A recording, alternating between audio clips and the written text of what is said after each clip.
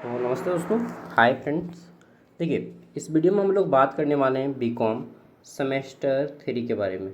ठीक। और ये काम देगा आपका दो university, Ranchi university and NPU दोनों के लिए। ठीक है। तो आपके दो पेपर हैं, मतलब सारा पेपर का डिस्कस करेंगे। मेजर पेपर दो गो है। पहले मैं अभी पेपर बात करता हूँ, उसके बाद इस नोट्स में क्वेश्चन आंसर है, इसके बारे में बात करेंगे। तो सबसे पहले आपके ये दो पेपर हैं बीकॉम में। मेजर पेपर 2, जिसमें आपको क्या पढ़ना है, तो बिजनेस मैथमेटिक्स के पढ़ना है मेजर 2, सॉरी मेजर 4। और मेजर 5 जो है, जिसमें आपको income tax law and practice के बारे में पढ़ना है। ठीक है। और एक माइनर पेपर आपने रखा होगा। ठीक, क्या रखा है वो आप ही जाने। ये भी आपका, ये तीनों मेजर और ये तीनों 300 मार्क्स का हो जाएगा, मेजर और माइनर मिला के। ठीक है। इसके बाद एक एमडीसी का पेपर रहेगा। संभवतः आपने एमडीसी में मालूम नहीं क्या रखा है, लेकिन मैक्सिमम लोगों ने तो ह्यूमन राइट्स रखा है, वो 75 मार्क्स का होगा। एक रहेगा सैक पेपर, ये ऑब्जेक्टिव होगा, ये सैक पेपर, और सबसे ज़्यादा फोकस आपको इसी पे करना है, जिसमें आपको सैक एलिमेंट्री कंप्यूटर एप्लीकेशन सॉफ्टवेयर के बारे में पूछा जाएगा। और एक रहेगा आपका एईसी पेपर, ऐसे ये 50 मार्क्स का रहेगा। ठीक है। टोटल 6 पेपर होते हैं, और टोटल कितना मार्क्स का हो गया, 6 पेपर और सब मिला के टोटल 500 मार्क्स का होता है एग्ज़ाम। ओके। तो इस वीडियो में अभी मैं आपको मेजर पेपर 4 बिजनेस मैथमेटिक्स का क्वेश्चन आंसर दिखा रहा हूँ। ओके। सेमेस्टर 3 रांची यूनिवर्सिटी और नीलांबर पीताम्बर यूनिवर्सिटी।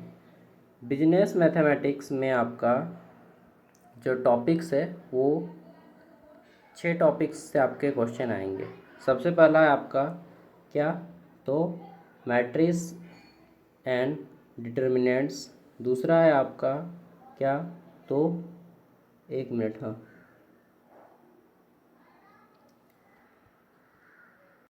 चलिए कहाँ पे थे, यहाँ पे permutation and combination. Next unit 3 आपका बेसिक मैथमेटिक्स ऑफ फाइनेंस।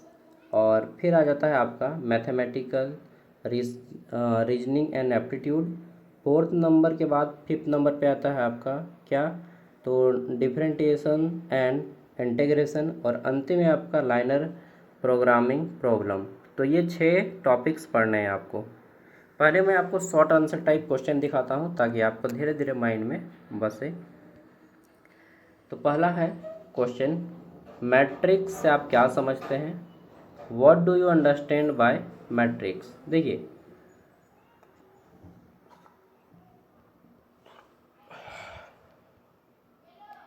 ये क्या है, मैट्रिक्स है।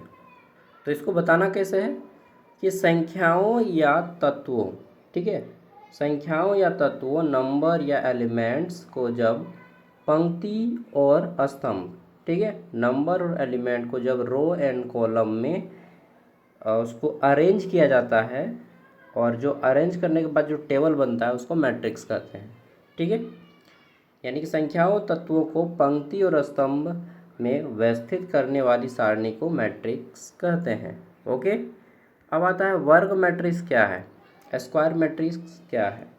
तो देखिए, जब सेम जितना रो है उतना ही कॉलम है, जब रो और कॉलम की संख्या सेम मिलकर जब सारणी को, टेबल को तैयार करते हैं, तब उसको हम लोग स्क्वायर बोलते हैं, स्क्वायर मैट्रिक्स। ओके। तो इसका क्या हो जाएगा कि जिस मैट्रिक्स में पंक्ति और स्तंभों की समान संख्या होती है, ठीक है, जिस मैट्रिक्स में रो एंड कॉलम्स की जो नंबर है वो सेम रहती है, 5 गो रो है 5 गो कॉलम है, या 4 गो रो 4 गो कॉलम, या 10 गो रो 10 गो कॉलम, मतलब दोनों की संख्या समान रहे, तो उसे हम लोग वर्ग मैट्रिक्स कहते हैं, स्क्वायर मैट्रिक्स कहते हैं।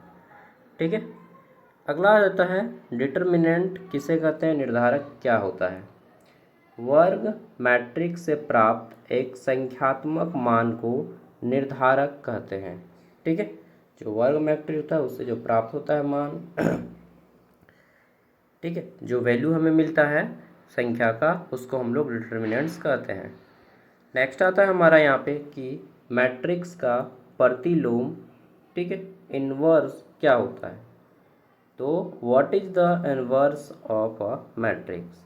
तो ऐसा मैट्रिक्स जो मूल मैट्रिक्स से गुना करने पर, ठीक है, ऐसा मैट्रिक्स जो हमारा ओरिजिनल मैट्रिक्स है, ठीक है, यार उससे अगर हम गुना करते हैं और गुना करने पर इकाई मैट्रिक्स देता है, यानी कि सिंगल डिजिट देता है, ठीक है, तो उसे हम लोग प्रतिलोम मैट्रिक्स कहते हैं, इनवर्ट मैट्रिक्स कहते हैं, सॉरी इनवर्स। नेक्स्ट अगला जाता है हमारा लियोनोफेंटिक लियोन लियोनटिप इनपुट आउटपुट मॉडल क्या है? लियोनटिप इनपुट आउटपुट मॉडल यह एक आर्थिक मॉडल है, ठीक है, एक इकोनॉमिक मॉडल है जो विभिन्न उद्योगों के बीच इनपुट और आउटपुट के संबंध को दर्शाता है। ओके, तो ये एक इकोनॉमिक मॉडल है जो अलग अलग इंडस्ट्रीज़ के बीच हमें इनपुट और आउटपुट के रिलेशनशिप को प्रेजेंट करता है। ओके, नेक्स्ट अगला जाता है क्रमचय क्या है, ठीक है, परम्यूटेशन क्या है? तो ये परम्यूटेशन क्या होता है? वस्तुओं को विभिन्न क्रम में व्यवस्थित करने की प्रक्रिया क्रमचय कहलाता है। जितने भी हमारे पास प्रोडक्ट्स हैं, मटेरियल्स हैं, उनको अलग अलग रैंकिंग देना क्रम में, ठीक है, एक तरह से हम लोग अरेंज करते हैं, तो उसको हम लोग क्या बोलते हैं? क्रमचय। ओके, नेक्स्ट क्रमचय की तरह ही हमारा है संचय, ठीक। संचय क्या है? कॉम्बिनेशन, नाम सुने, कॉम्बिनेशन बहुत नाम सुने ना। तो वस्तुओं के चयन की वह प्रक्रिया जिसमें क्रम का महत्व नहीं होता उसे हम लोग संचय कहते हैं।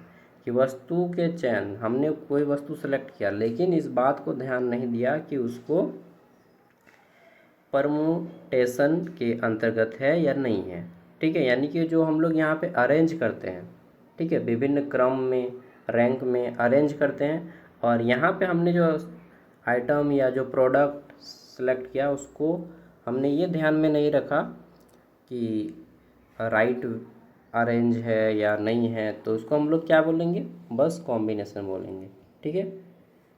नेक्स्ट आगे देख लेते हैं।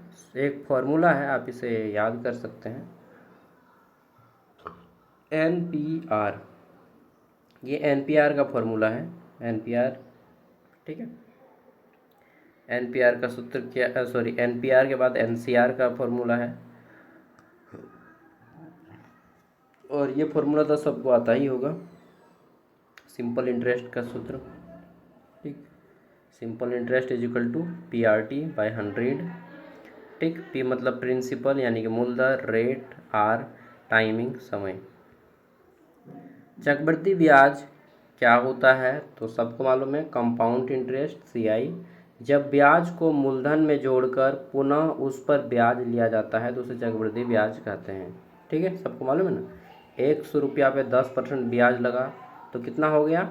110 रुपया। अब 110 रुपया पे फिर 10% ब्याज लगेगा, ठीक है, तो इसका 10% कितना हो जाएगा? तो वही है यहाँ पे, अब जितना होगा इसको हम यहीं से जोड़ेंगे, ठीक है ना, तो 11 रुपया होगा। अब 11 रुपया को फिर हम इसमें जोड़ेंगे, 121 रुपया हो गया। अब 121 रुपया में फिर 10% कितना ब्याज हुआ, तो मतलब समझ रहे हैं, मूलधन पे भी हम लोग ब्याज जोड़ रहे हैं।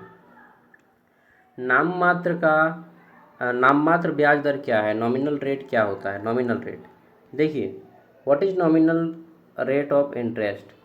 तो देखिए, घोषित वार्षिक ब्याज दर को नाममात्र ब्याज दर कहते हैं। तो घोषित वार्षिक, जब एनुअली जो रेट होता है उसको घोषित किया जाता है, ठीक, उसी को नॉमिनल रेट कहते हैं। प्रभावी ब्याज दर क्या है?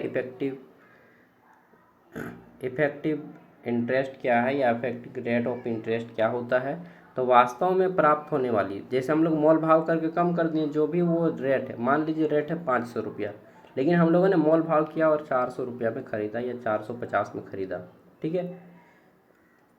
कई बार क्या होता है कि अगर आप वाइन शॉप जाएंगे तो वाइन शॉप में जो प्राइस होता है ना वाइन का, ठीक है, मान लीजिए 420 रुपया, लेकिन उन लोग बेचता है 450 में। अब बोलिएगा भैया आप तो MRP से ज़्यादा ले रहे हैं, तो बोलेगा लेना है तो लो, नहीं तो भागो यहाँ से, ठीक है।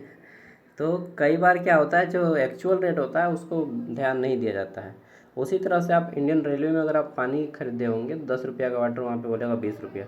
वहाँ पे आप बोलिएगा कि यार ये तो 10 रुपये का पानी है, आप तो 20 रुपये में बेच रहे हैं, तो बोलेंगे लेना है तो लो, नहीं तो जाओ, समझे।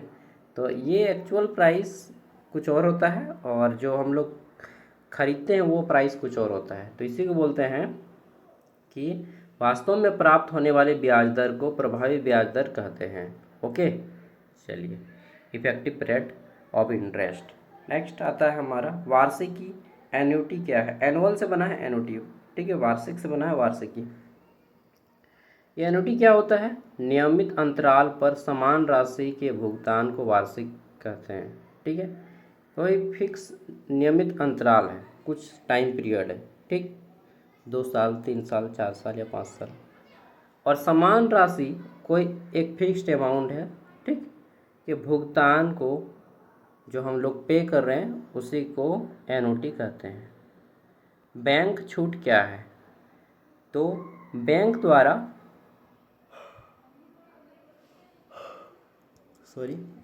द्वारा अग्रिम भुगतान पर काटा गया ब्याज बैंक छूट कहलाता है, ठीक। मान लीजिए आपको 3 साल में कुछ पेमेंट करना था, लेकिन आपने 2 ही साल में कर दिया, सारा ऋण चुकता कर दिया, ठीक है। तो उसी को बोलते हैं कि बैंक द्वारा अग्रिम भुगतान पर काटा गया ब्याज दर, ठीक, बैंक छूट कहलाता है, बैंक्स डिस्काउंट कहलाता है। नेक्स्ट, संख्या श्रेणी क्या है? Okay, what is number series? संख्या श्रेणी क्या है? तो संख्याओं का ऐसा क्रम जिसमें निश्चित नियम या पैटर्न होता है उसको संख्या श्रेणी कहते हैं। नंबर सीरीज क्या है? संख्याओं का एक ऐसा पैटर्न जिसमें निश्चित नियम या पैटर्न फॉलो करता है, एक ऐसा सीरीज जिसमें कोई एक फिक्स रूल फॉलो करता है, ठीक है। अनुपात क्या होता है? रेशियो, तो दो राशियों की तुलना। नेक्स्ट, प्रतिशत क्या होता है? तो 100 के आधार पर, मतलब 100 को बेस वैल्यू मान के आपको प्रतिशत शो करता है इसमें। लाभ, औसत, अवकलन, ठीक, उसके बाद समाकलन, अधिकतम मान, मैक्सिमम, न्यूनतम मान, ठीक है, मीनिया, लोच, इलास्टिसिटी, और फिर रैखिक प्रगुण, मतलब ये सब यहाँ पे आपको दे दिया गया है। इष्टतम हल, ठीक है, ऑप्टिमम सॉल्यूशन। उसके बाद यहाँ मैं डायरेक्टली आता हूँ ये long answer type question answer में। तो इसमें लॉन्ग आंसर टाइप क्वेश्चन देखिए वो सब छोटा छोटा है, बबू वाला, ठीक है। तो यहाँ पे 30 क्वेश्चन के बाद पहला क्वेश्चन आता है very long answer type unit 1 से, कि मैट्रिक्स की परिभाषा दीजिए। ए भी इतनी धीरे धीरे बोल, छोटी बच्ची है, बहुत जोर से बोलती है, मेरे चाचा की बेटी है। मैट्रिक्स की परिभाषा दीजिए तथा इसके विभिन्न प्रकारों और उनके उपयोग को विस्तार से समझाइए, ठीक है। मैट्रिक्स क्या है, इसके विभिन्न टाइप्स कौन कौन से हैं, और इसके उपयोग क्या क्या हैं, ये बताना है। तो देखिए, सबसे पहले यहाँ पे मैट्रिक्स के बारे में बताया गया है कि मैट्रिक्स गणित की एक महत्वपूर्ण संकल्पना है जिसका उपयोग संख्याओं, प्रतीक, ठीक है, या आंकड़ों को व्यवस्थित रूप में प्रस्तुत करने के लिए किया जाता है। यह एक आयताकार संरचना होती है जिसमें तत्वों को पंक्ति यानी कि रो और कॉलम्स, ठीक है, में व्यवस्थित किया जाता है। मैट्रिक्स को सामान्यतः बड़े अक्षर जैसे कि ABCD दर्शाया जाता है और इसके छोटे अक्षर जैसे कि A11, A12 आदि से प्रदर्शित किया जाता है। ओके, मैट्रिक्स का उपयोग विभिन्न क्षेत्र जैसे कि गणित, भौतिकी, कंप्यूटर साइंस और अर्थशास्त्र, सांख्यिकी, ठीक है, आदि विशेष व्यवसाय में किया जाता है। ओके, मैट्रिक्स में प्रमुख प्रकार, तो देखिए मैट्रिक्स के प्रमुख प्रकार हैं आपका, पहला है रो मैट्रिक्स, दूसरा है कॉलम मैट्रिक्स, ठीक है, तीसरा क्या है आपका स्क्वायर मैट्रिक्स, फोर्थ नंबर पे आपका जीरो मैट्रिक्स, ठीक, 5 नंबर पे है इकाई मैट्रिक्स, ओके, आइडेंटिटी मैट्रिक्स, फिर आता है आपका विकर्ण मैट्रिक्स, डायगोनल मैट्रिक्स, फिर आता है मैट्रिक्स के उपयोग। तो क्या क्या उपयोग है मैट्रिक्स के, चलिए एक एक करके पढ़ते हैं हम लोग। तो मैट्रिक्स के प्रकार देखिए, पंक्ति, हम लोग बोलते हैं ना सीधी पंक्ति में खड़े हो जाओ इस तरह से, ठीक, और कॉलम कौन सा है, इस तरह से, ठीक, रो एंड कॉलम। तो यहाँ पे बोला गया है कि जिस मैट्रिक्स में केवल एक पंक्ति होती है उसे पंक्ति मैट्रिक्स कहते हैं। केवल एक लाइन, सॉरी केवल एक रो, ठीक है, एक लाइन होती है केवल, उसको हम लोग क्या बोलते हैं, पंक्ति मैट्रिक्स यानी कि रो मैट्रिक्स कहते हैं। इसमें कई स्तंभ हो सकते हैं लेकिन पंक्ति केवल एक ही होती है, ठीक है। यह डेटा को क्षैतिज रूप में प्रस्तुत करता है और अक्सर सांख्यिकीय आंकड़ों को एक साथ दिखाने के लिए उपयोग किया जाता है। समझ गए कि ये जो है ये एक ही रहेगा आपका पंक्ति, रो एक ही को रहेगा, कॉलम हो सकता है बहुत ज़्यादा हो, आप जितना कॉलम देने का मन करे उतना दे सकते हैं, ओके, लेकिन पंक्ति एक ही को रहेगा, रो एक ही को रहेगा। तो ये क्या हो गया, रो मैट्रिक्स। इसका उपयोग अलग अलग फील्ड में किया जाता है, आप लिख सकते हैं मैथ, फिजिक्स, केमिस्ट्री, ठीक है, अर्थशास्त्र, वाणिज्य आदि के फील्ड में, कंप्यूटर के फील्ड में किया जाता है। सेम उसी तरह से अब आता है कॉलम मैट्रिक्स क्या है। तो जिस मैट्रिक्स में केवल एक स्तंभ होता है, केवल एक कॉलम होता है, ठीक है, उसे स्तंभ मैट्रिक्स कहते हैं। इसमें कई पंक्तियां हो सकती है। यह डेटा को ऊर्ध्वाधर रूप में दिखाता है, ये डेटा को इस तरह से दिखाता है, ठीक। अच्छा सॉरी, ये तो एक ही रहेगा ना, ये एक ही रहेगा, ये जो है ये एक ही रहेगा, हाँ ये ज़्यादा हो सकता है, समझ रहे हैं, बिल्कुल। तो यह ऊर्ध्वाधर मतलब खड़ा खड़ा, ऊर्ध्वाधर मतलब खड़ा खड़ा, ठीक है। कॉलम, हम लोग घर में कॉलम खड़ा करते हैं ना, कि घर बनाने से पहले कॉलम देते हैं 4 कॉलम, ठीक है, घर में कॉलम देते हैं, कॉलम बना घर बनाते हैं, तो ये कॉलम उसी से याद रखिएगा कि ये कॉलम खड़ा खड़ा कर दिया है, ठीक है। रो मतलब ये वाला, ठीक है, लेटा हुआ, चलिए। और इसका उपयोग भी फिर विभिन्न फील्ड में किया जाता है। वर्ग मैट्रिक्स क्या होता है, तो जब किसी मैट्रिक्स में पंक्ति और स्तंभों की संख्या समान होती है, ठीक है, तो उसे वर्ग मैट्रिक्स कहा जाता है। यह सबसे महत्वपूर्ण प्रकार क्या है कि मैट्रिक्स, क्योंकि डिटर्मिनेंट और इनवर्ज केवल उसी प्रकार के मैट्रिक्स के लिए निकाले जाते हैं। एक मिनट, हाँ, इसको मैं और एक बार बताता हूँ कि जब किसी मैट्रिक्स में जो लाइनिंग है और जो मतलब जो रो एंड कॉलम है वो सामान्यतः जितने हैं उतने ही रहेंगे। अगर रो 5 गो है तो कॉलम भी 5 गो रहेगा, जैसे ये 3 गो रो रहेगा तो 3 गो कॉलम भी रहेगा, और ये वर्ग की तरह बन जाएगा। मैं यहाँ पे अच्छा से बना नहीं पा रहा हूँ, जैसे मैं दिखा रहा हूँ ये, ठीक, ये मान लीजिए 3 गो हो गया, तो ये भी आपका 3 गो रहेगा, और ये 3 गो मिलके एकदम कैसा बनाएगा, ये बनाएगा आपका इस तरह से, ये वर्ग बन जाएगा, ठीक है। तो 3 गो रो रहेगा या 3 गो कॉलम, जितने रो उतने ही कॉलम रहेंगे। यह सबसे महत्वपूर्ण प्रकार मैट्रिक्स है, सबसे इम्पोर्टेंट मैट्रिक्स है, क्योंकि इसका जो है डिटर्मिनेंट और इनवर्ज केवल इसी मैट्रिक्स के निकाले जाते हैं। तो और आपको डिटर्मिनेंट और इनवर्ज दोनों निकालने हैं। नेक्स्ट आता है शून्य मैट्रिक्स। तो जिस मैट्रिक्स के सभी तत्व शून्य होते हैं उसे शून्य मैट्रिक्स कहते हैं। यह जोड़ के लिए पहचान तत्व यानी कि आइडेंटिटी एलिमेंट की तरह कार्य करता है। फिर आता है इकाई मैट्रिक्स। तो यह एक विशेष प्रकार का वर्ग मैट्रिक्स होता है जिसमें मुख्य विकर्ण के तत्व 1 होते हैं और बाकी सभी तत्व 0 होते हैं। यह गुणा के लिए पहचान तत्व होता है, ओके। विकर्ण मैट्रिक्स, डायगोनल मैट्रिक्स क्या होता है, तो जिस मैट्रिक्स में केवल मुख्य विकर्ण के तत्व 0 से भिन्न होते हैं उसे विकर्ण मैट्रिक्स कहते हैं, और यह जो है काउंटिंग को इजी करता है। अब उसका उपयोग फिर बता दिया गया है कि आप इसका उपयोग कहाँ कहाँ पे कर सकते हैं। क्वेश्चन नंबर 2, निर्धारक, ठीक है, डिटर्मिनेंट की परिभाषा दीजिए तथा दूसरे और तीसरे क्रम में निर्धारक को विस्तार से समझाइए, ठीक है। Define determinants and explain second and third order determinants in detail. समझ गए। तो दूसरे क्रम का निर्धारक, तीसरे क्रम का निर्धारक, निर्धारक का महत्व, ये सारी चीज़ें आपको बतानी है। फिर आ जाता है हमारा मैट्रिक्स के प्रतिलोम, इनवर्ज मैट्रिक्स के प्रतिलोम डिटर्मिनेंट विधि द्वारा विस्तार से समझाइए, ओके। देखिए मैं यहाँ पे क्वेश्चन दिखा दे रहा हूँ, और अगर आपको सारा पीडीएफ चाहिए तो आपको ज्ञान सागर ऐप पे मिल जाएगा। हालांकि मैं ये पीडीएफ आपको इस वीडियो का डिस्क्रिप्शन बॉक्स में दे दूँगा, और ज्ञान सागर ऐप का लिंक भी दे दूँगा। 60 रुपये में आपको सभी पेपर के नोट्स मिलेंगे। सेमेस्टर 3 के भी सभी पेपर के नोट्स, सेमेस्टर 4 के भी सभी पेपर के नोट्स, 5 के भी, 6 के भी, 7 के भी, 8 के भी, सब का मिल जाएगा एक बार अगर आप ये 60 रुपये का कोर्स ले लेते हैं। 4 साल तक एक्सेस का ये टाइमिंग रहेगा, 4 साल तक पढ़ सकते हैं आप इसमें सिर्फ 60 रुपये में।